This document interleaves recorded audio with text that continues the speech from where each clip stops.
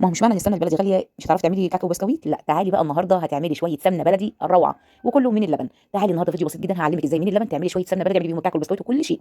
مبدئيا كده انا معايا وش اللبن، فيديوهات كتير جدا عندك على القناه كلها هسيب لك اللينك بتاعهم في صندوق الوصف او في اول تعليق مثبت. معايا وش 6 كيلو من اللبن، ده مش صعب خالص، كلنا في رمضان بنجيب لبن. كل اللي عليك هتجيبي اللبن وتغليه وتلمي الوش بتاعه تاني يوم، وبعد كده هتاخديه تشيليه في الفريزر او عرف في الثلاجه مفيش مشكله لغايه ما تجمعي الشويه اللي انت هتعمليهم. انا هنا الوش اللبن ده كان طالع من الفريزر سبته يفك شويه وهحطه في حله.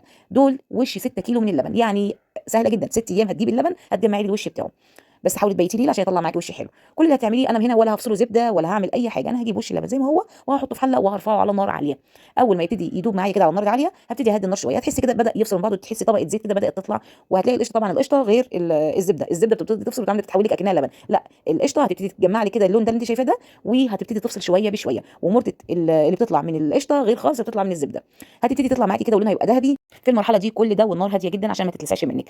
هتبتدي بقى انزل رشه ملح صغيره جدا، انا هعملها بيها كعك وبسكويت وحاجات من دي حلويات، يعني نسبه ملح تكون قليله جدا. تحضري لي بقى مج من الزيت ويكون زيت نوع نظيف وملوش اي ريحه. هتنزلي لي بيها في الوقت ده، ما تنزليش فيها بالبدايه عشان الزيت ما يبتديش يغلي فتره طويله ونقول بقى كده ده دهون مهدرجه والكلام ده. احنا دلوقتي هنحط الزيت قبل نقول القدحه الاخيره للسمنه. كده بصي زي ما انت شايفه المرته بدات لونها ذهبي فاتح اشقر خالص، هديها سيبها تاخد غلوه واحده مع الزيت بحيث ان كلها تتجانس مع بعضها. خدت الغلوه دي وريمت كده هروح طافيه عليها النار. مع السخونه هتبتدي تكمل لونها زي الفل. هقول لك على تريكه بسيطه دلوقتي، كل اللي هتعمليه هتاخدي كده البرطمانيه بقى تحطيه على رف الثلاجه، وهقول لك ليه على رف الثلاجه، لان في الثلاجه لغايه ما تستخدميها. بصي لي بقى هنا بعد ما تطلع من الثلاجه بتبقى متماسكه جدا، لو سبتيها بره الثلاجه بتبتدي تسيح شويه للامانه. فهقول لك الفيديو الجاي ان شاء الله لو انتوا حابين اكتبوا لي نكمل بقيه الفيديو واقول لكم ازاي اعمل بيها حلويات العيد وهضيف لها ايه بحيث اضاعف كميتها واعمل بيها كعك والبسكويت وكل حاجه، وكمان هحس ان هي بسمنه بلدي صافي. فيديو النهارده خلص، اتمنى يكون عجبكم وانتظرونا في فيديوهات جديده ان شاء الله، ودمتم في رعايه الله.